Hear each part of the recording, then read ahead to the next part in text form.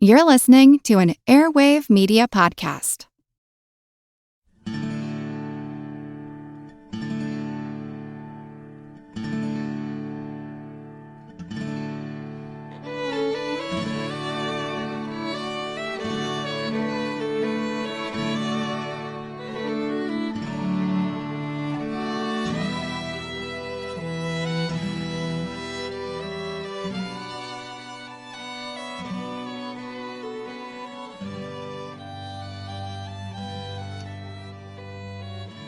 Hey everyone, thanks for tuning in to episode 537 of our Civil War podcast. My name is Rich.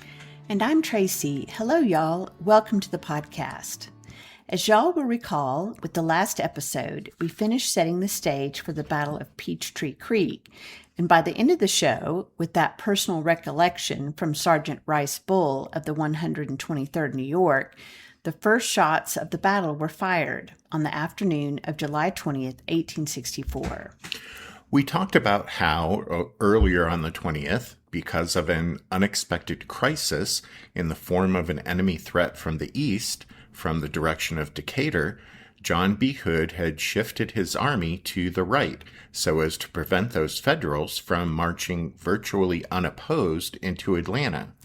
Hood had originally set 1 o'clock that afternoon as the time for the big attack on George Thomas's Federals to kick off, but all the shuffling to the right by the different Confederate formations wasn't completed until well after 3 p.m. Although they would bicker over the delay in later years, the rebels actually benefited from it, since, in the case of Hardee's Corps, they ended up much better positioned to get into the gap in the Federal line, and, in the case of Stuart's Confederates, had shifted from in front of 14th Corps, which was one of the few Federal formations to throw up earthworks after crossing Peachtree Creek, to mostly in front of 20th Corps, which had not thrown up any earthworks. And so, by sheer luck, despite the bungled, fumbling movement and the resulting delay, or rather because of it, the Confederate assault formations ended up ideally positioned to deliver exactly the type of attack that Hood had envisioned. At about noon on the 20th, after Hood had issued the orders for that shift to the right, newspaper reporter Felix Desfontaines saw him standing in the doorway of his headquarters, quote, arrayed in full uniform, leaning on his crutch and stick. Desfontaines wrote that he saw in Hood's eyes, quote, a strange, indescribable light, which shines in them only in the hour of battle. Desfontaines was a familiar sight around the various Confederate headquarters, and Hood shook the reporter's hand and greeted him warmly, telling him, quote, at once I attacked the enemy. He has pressed our lines until he is a short distance from Atlanta, and I must fight or evacuate. I'm going to fight.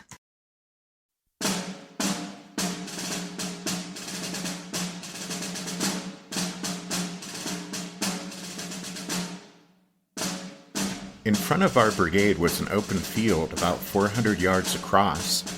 About 4:30 o'clock, the command was given, forward march. We quit the works and moved out into the field.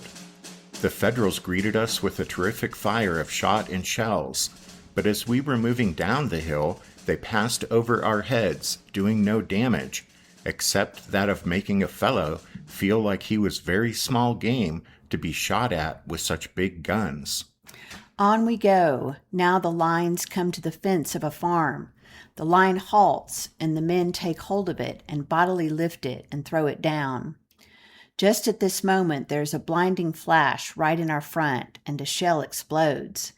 It seemed to be filled with powder and balls. It laid a good many of the boys out, and among the number was Captain Ben Tyus and myself. Captain Tyus was wounded in the ankle, while I received an ounce ball in the upper third of my left thigh. As I fell, I noticed that about 2 inches square of my gray Georgia jeans pants had gone in with the shot. I believe this to be conclusive proof that a piece of shell had passed through my thigh and cut my femoral artery, and that therefore I would be a dead Confederate in just 3 minutes, as my understanding was that the cut femoral artery would let all the blood in a man out in that time. However, I made a grip on the wound with my right hand, intending to stop the blood as much as possible, and thereby hold on to life long enough to give my past history a hasty going over, and to repeat all the prayers I knew. 4 big, stout fellows picked me up on a litter and started back to the line of breastworks.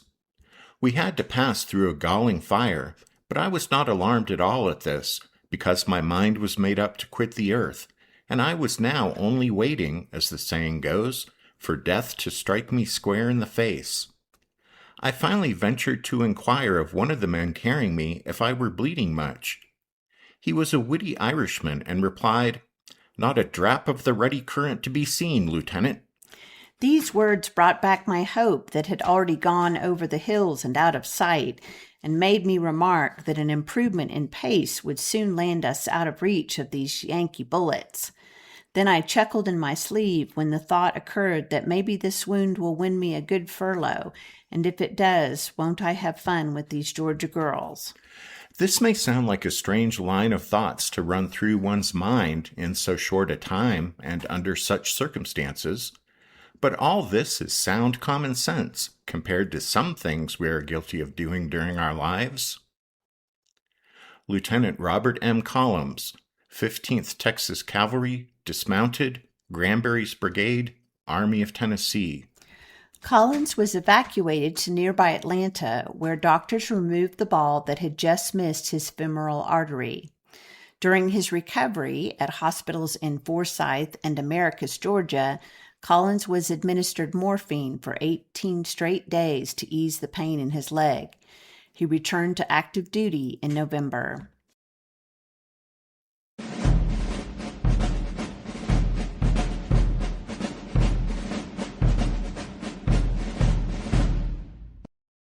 On the federal side, engineers had been hard at work since the day before, completing the construction of bridges at several points on Peachtree Creek.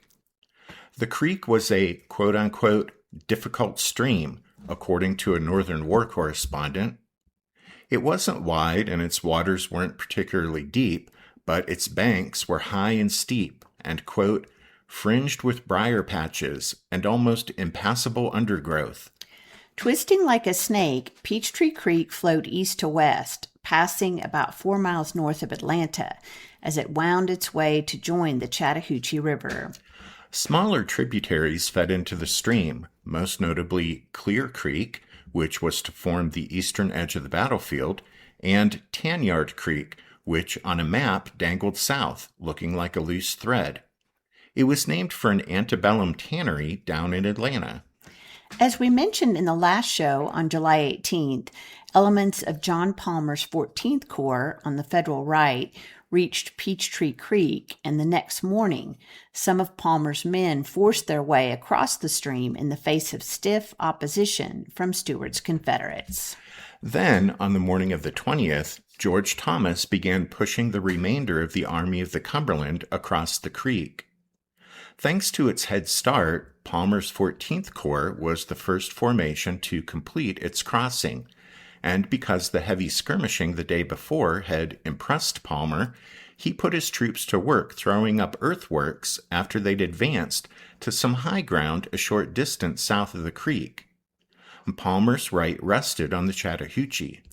Joseph Hooker's 20th Corps crossed Peachtree Creek to Palmer's left, that is, east, and pushed out about a mile to the Collier Road Ridge, so named because the road followed a ridge that ran generally east-west, just south of Peachtree Creek.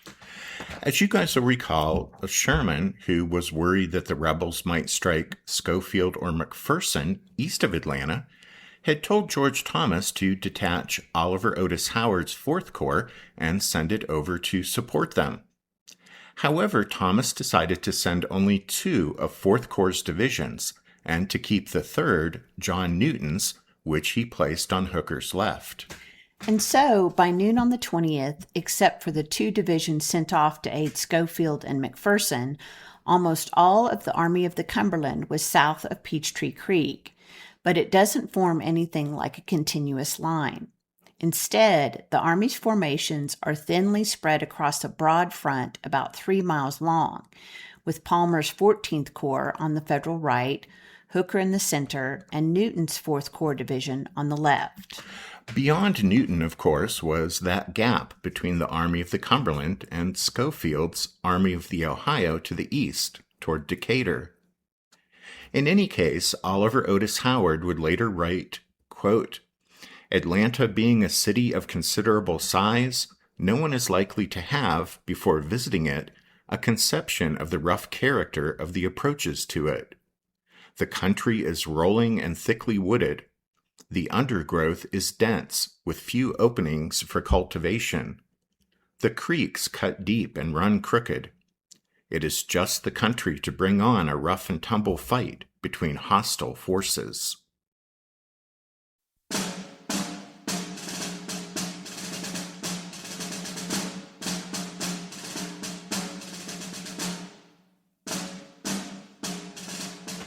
Shortly after the 33rd New Jersey in Brigadier General John Geary's 20th Corps Division was ordered to support a battery in advance of the main federal line, Lieutenant Stephen Pearson and his comrades were overrun by Confederates from Scott's Brigade in Wing Loring's division of Stewart's Corps.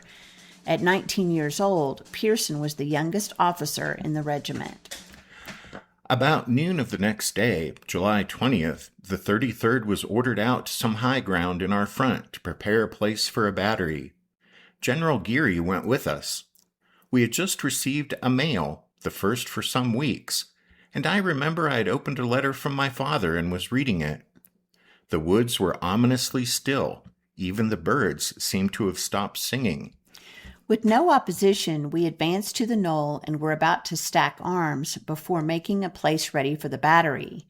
The woods were dense. Our skirmishers in front had made but small progress. Suddenly and unexpectedly, a volley was fired at them, and so close were they to us that the bullets came on over into our line. Evidently, they had not expected our presence at that particular point any more than we had expected theirs, for the firing ceased for a moment. Colonel Forat ordered me to ride out into the open on our left, and there I saw a beautiful sight. Down through the open fields they were coming, thousands of them, men in gray, by brigade front, flags flying. I stopped but a few moments to take it all in, and then rode back to report. Meantime, the force in the woods in our immediate front had sized us up as to numbers, and on they came. How the bullets did come in from our front! Our reply was vigorous too, and for a time we held them. Every moment they could be held was of importance, giving our main line time to be more ready. But very soon they were wrapping around both our flanks and getting into our rear. The firing was fearfully hot. Our isolated position was no longer tenable, and the order to retire was given. Lieutenant Stephen Pearson, 33rd New Jersey Infantry, Bushbreck's Brigade, Army of the Cumberland.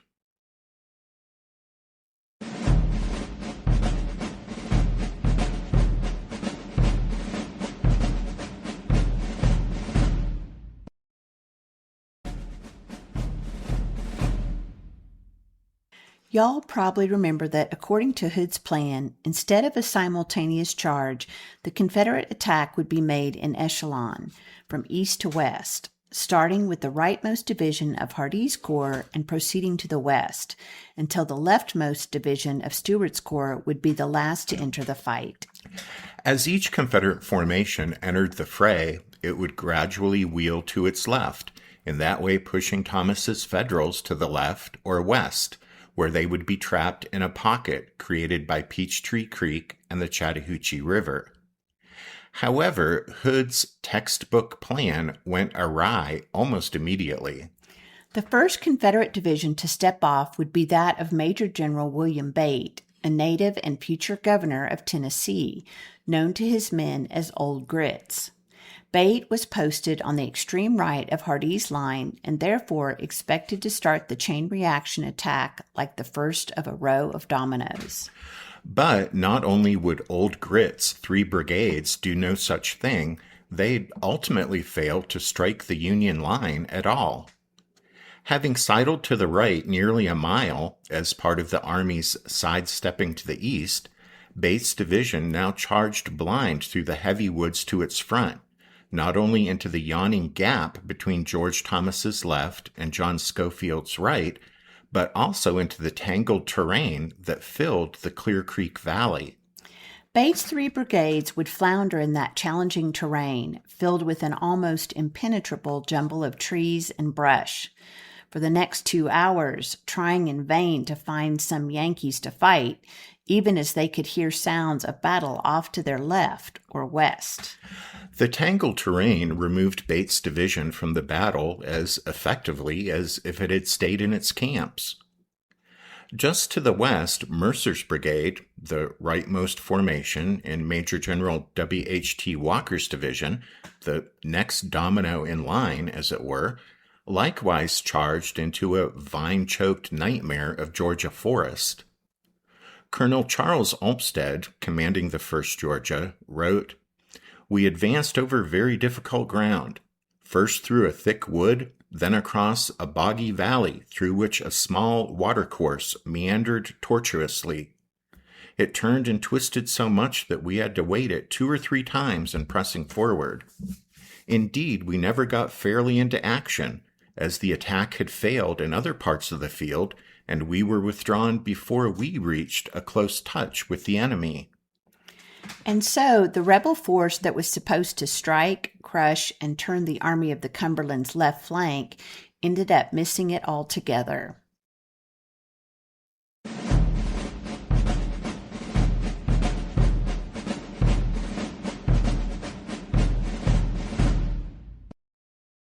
The beginning of the Confederate attack went scarcely better just to the west. There, Walker's other 2 brigades, led by Brigadier Generals Clement Stevens and States Rights Gist, advanced along and a stone's throw west of the Peachtree Road, beginning their uphill charge toward the Union left. Stevens was urging his men forward up the road when his horse was shot out from under him. As he disentangled himself from his stirrups and stepped away from his dead mount, Stevens was struck in the side of the head by a bullet that killed him instantly. The enemy position up ahead, the far left of the Army of the Cumberland's line, was defended by Major General John Newton's division. This was the 4th Corps division that George Thomas had held back when he sent Oliver Otis Howard's other 2 divisions off to the east to aid Schofield and McPherson. Newton, like Thomas, was a Virginia-born West Pointer who sided with the Union. Newton's division had crossed the creek that morning and advanced a half-mile south along Peachtree Road before taking up a position at the crest of a hill with the 4-gun artillery battery in support. Newton, a veteran of the Eastern Theater's battles from Gaines' Mill to Gettysburg, had a hunch the rebels were up to something, and so he sent a message to George Thomas that the situation had an quote-unquote ugly look. Concerned that his division was exposed, with nothing but tangled forest to his left and the division on his right not up yet, Newton had his men begin throwing up earthworks and refused or curled his lines back at either end, which is part of the reason why, on the Confederate side, the hapless Bate had expected to strike the Union flank and instead struck nothing at all. Despite the loss of their commander, Stevens' Georgians pressed their attack with a fury. One federal officer would report that the rebels came on, quote, charging with great confidence, with a rapidity and an absence of confusion I have never seen equaled. However, Newton ordered his troops to fire steady and aim low, and when the Yankees opened up, it sounded to one of the Union artillerymen, quote, like the heavens and earth had suddenly come together. Newton's Federals stood along the crest of the hill, taking cover behind their hastily constructed defensive works, while the Confederates charged forward, howling the rebel yell. Otis Howard reported, quote, they were cut down like grass before the scythe.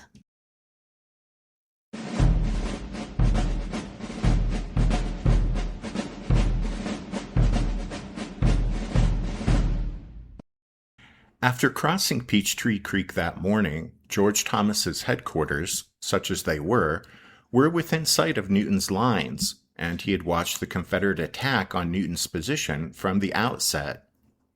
Even as the rebels began their advance, an ordnance sergeant, sent to the rear to bring up ammunition, saw Thomas sitting on a pile of fence rails a short distance south of the creek beside Peachtree Road, with, quote, his elbows resting on his knees and field binoculars in his hands, directed toward the smoky tree line up ahead. A courier galloped up and saluted, saying, General Thomas, Major McGraw presents his compliments and says to inform you that the enemy is moving on him in force, and it will be impossible to hold his position.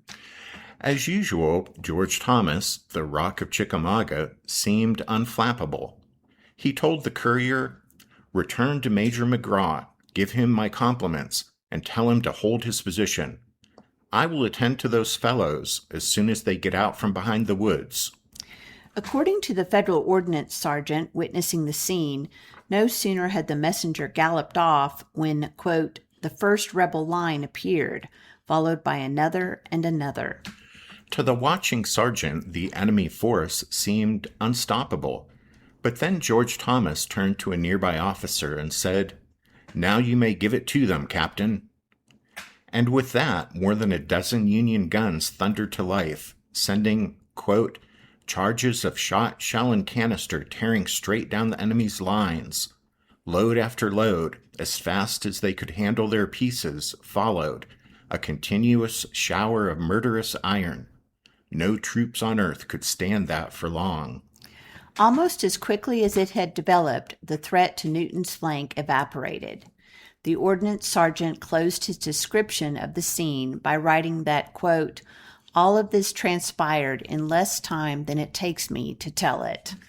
And so the Union left would hold, thanks to Newton's hunch, his strong hilltop position, and the hasty defenses the men of his division had thrown up, and the timely artillery support that was directed personally by George Thomas. But as we'll see next time, other portions of the Army of the Cumberland's lines were less prepared to receive a rebel attack, and the result will be savage fighting as the surprised Federals endeavor to throw back the furious Confederate assault.